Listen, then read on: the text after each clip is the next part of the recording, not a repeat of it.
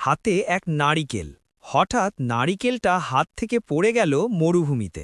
আবির দুঃখে বলে, হায় হায়, নারিকেলটা পড়ে গেল।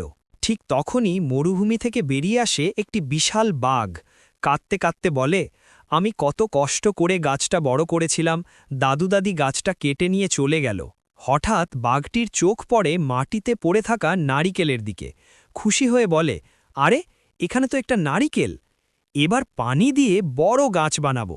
বাঘটি চারপাশে পানি খুঁজে দেখে, কিন্তু সব শুকিয়ে গেছে।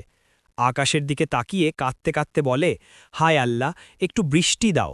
হঠাৎ আকাশ কালো হয়ে যায়, বৃষ্টি পড়তে শুরু করে। নারিকেল থেকে গাছ গজাতে শুরু করে আর ধীরে ধীরে বিশাল বড় হয়ে যায়। বাঘটি খুশিতে বলে, দেখো, গাছটা বড় হয়ে গেল এবং গাছে অনেক নারিকেল।